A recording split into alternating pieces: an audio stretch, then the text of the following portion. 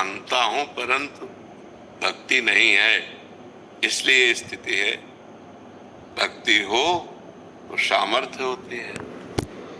सामर्थ्य यही भक्ति की सामर्थ्य है। शत्रु मित्र समझानी, मान मान अपमान सम, दुख सुख लाभ नहानि। यही जो कृपा है, जो मायाकृत द्वंद्वों में जो समान भाव पैदा कर दे, बड़ी बड़ी विपत्तियों में भी जो मुस्कुराहट न रुके, हर गम को हर परिस्थिति को आनंद पूर्वक सह जाए, ये भक्ति की सामर्थ्य होती है। ये खिलवाड़ थोड़ी होता है। भक्ति हृदय में जब आती है तो बड़ी बड़ी सामर्थ्य अंदर प्रकट हो जाती है। नाम जप करो, भगवान की आराधना करो, भगवत कथा सुनो, पवित्र आचरणों से चलो तो तुम्हें अध्यात्म बल मिले। अध्यात्म बल से इन विकारों को सहा जाता है। आपस में राग द्वेष, मोहल्ले में राग द्वेष, गांव में राग द्वेष, प्रदेश में राग द्वेष, हाय हाय हाय, मार काट, लड़ाई झगड़ा, भोग राग, शांति आनंद, ये तो कहाँ है शांति आनंद? सब भोगों में अपने जीवन को बर्बाद करके, नष्ट करके, और कुछ चंद रुपए, चंद भोगों की तृष्णा और परिवार, बस यही। और जहाँ शरीर छूटा तो पाप कर्म पुण्य कर्म के बंधन में बंधा हुआ जीव फिर टहलता है।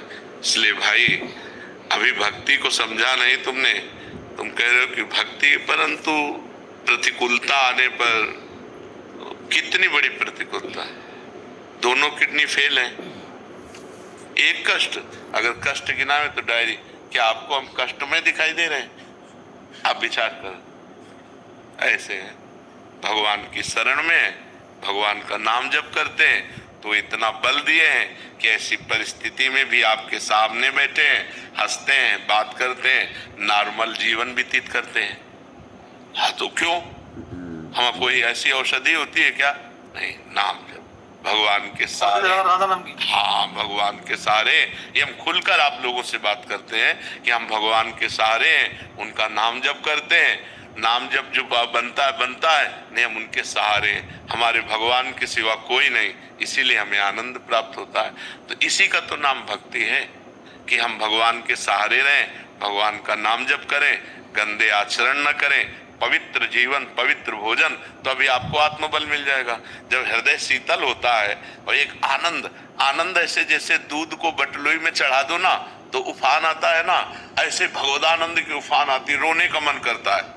कष्ट में नहीं, सुख में रोने का मन करता है। इतना आनंद एकदम सहन नहीं होता। वो आनंद जब आता है, कोई गाली दे रहे, कोई मार भी रहा है, अपना आनंद हृदय में है ना, तो बाहर की चोटें काम नहीं करती। अब हृदय आनंद में नहीं, बाहर सब सुविधा है, तो सोच में हम निगेटिव सोच में परेशान हो जाते हैं। निगेटिव नकारात्मक सोच मात्र हमें परेशान कर देती है। जब हमें भगवान का भरोसा नहीं होता तो सब सुविधा है, सब अनुकूलता है, लेकिन निगेटिव सोच से हम परेशान हो, पता नहीं कहीं ऐसा ना हो जाए, पता नहीं कहीं ऐसा ना हो जाए। निगेटिव सोच हमें परेशान कर देती है। और जब भगवान की कृपा होती है, हम भक्ति में होते हैं, तो हर नकारात्मक परिस्थिति में पॉजिटिव सोच हमें आनंद प्रदान करती है। ये खास बात भक्ति की है कि पॉजिटिव सोच नहीं। अब मतलब हम कैसे बताएं, कितना कष्ट दिया जा रहा है। महापुरुषों को देखो, जो वाहेगुरु के शरणागत जन है, कि कितना, और कह रहे तेरा किया मीठा लगे। अब आप सोचो जरा, पॉजिटिव सोच कितनी बड़ी है।